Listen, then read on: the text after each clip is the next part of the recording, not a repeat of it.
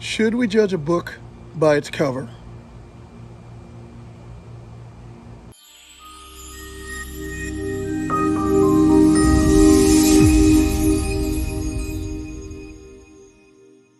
Hi, I'm Pastor Sam St. Fard of the Hagerstown Church of Jesus of Hagerstown, Maryland. And we are a Waypoint Church Partners Christian church. And we're going to talk today about, should we judge a book by its cover? What does that actually mean?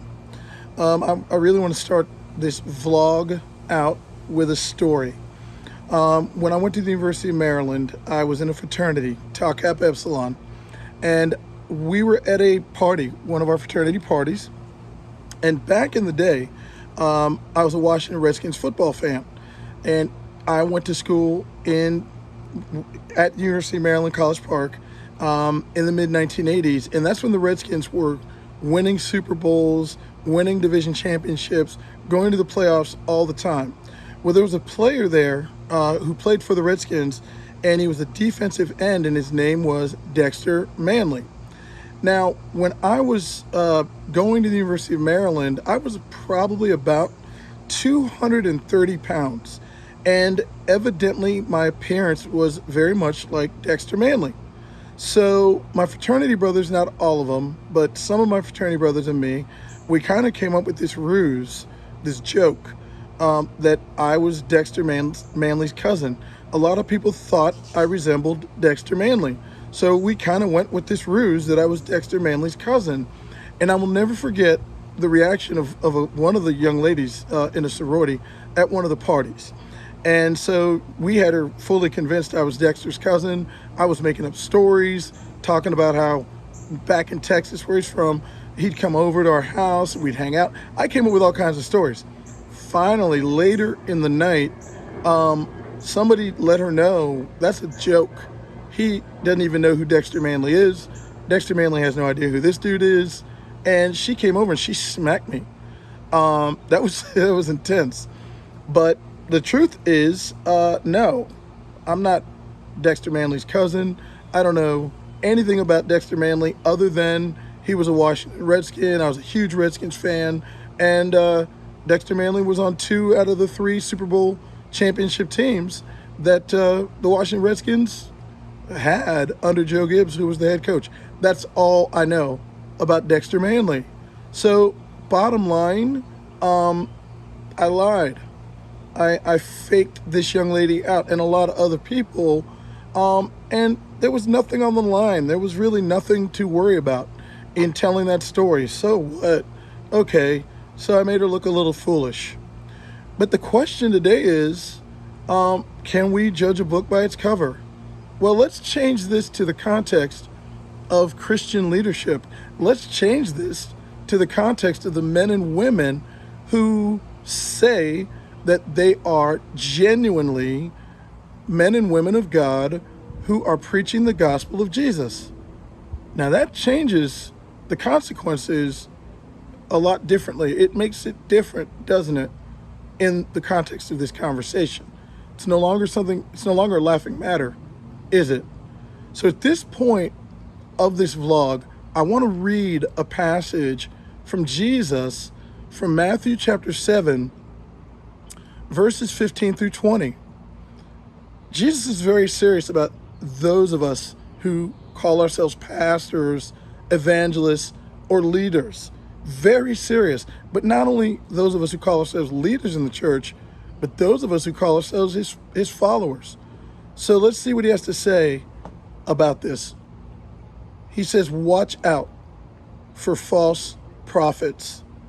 They come to you in sheep's clothing, but inwardly they are ferocious wolves. By their fruit you will recognize them. Do people pick grapes from thorn bushes or figs from thistles? Likewise, every good tree bears good fruit, but a bad tree bears bad fruit.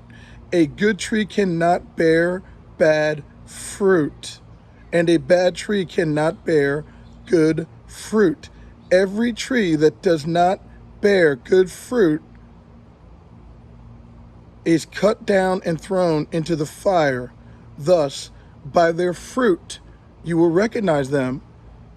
Here's what Jesus is analogizing. The trees behind me on this video, I know what type of tree they are based on the branches, based on their roots, based on their bark, based on their leaves. It's obvious what type of trees they are based on what they produce. I can call myself a pastor all day long, but if my heart is full of evil and wickedness, no matter what I say, I am not genuinely a pastor. What I am, as Jesus said, inwardly, is a wolf. So Jesus analogizes this and uses the analogy of sheep because he's the great shepherd. He's the great leader of those who want to follow him, and in following him, genuinely join the family of God, become the family of God, and do the will of God, which is to seek and make and save the lost for God and help many more come to faith in God. But how many of us who claim to follow Jesus are living secretly in sin? How many of us who know we should not, for example, be having sex outside of our marriages? I'm married. There's my ring. I'm married. But what if I were having an affair and no one knew about it?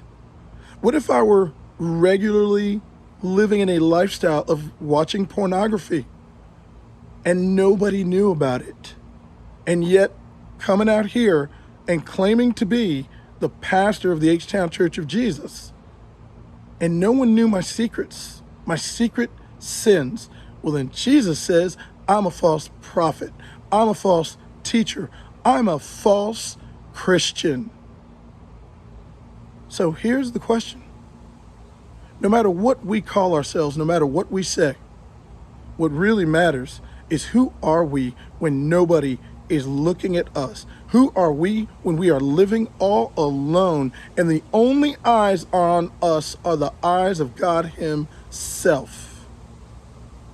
Are we really genuinely living out the life that Jesus called us to live, or are we just wolves inwardly and being hypocrites and saying we're living this life? Personally, there's no point in even trying to live this life. As far as I'm concerned,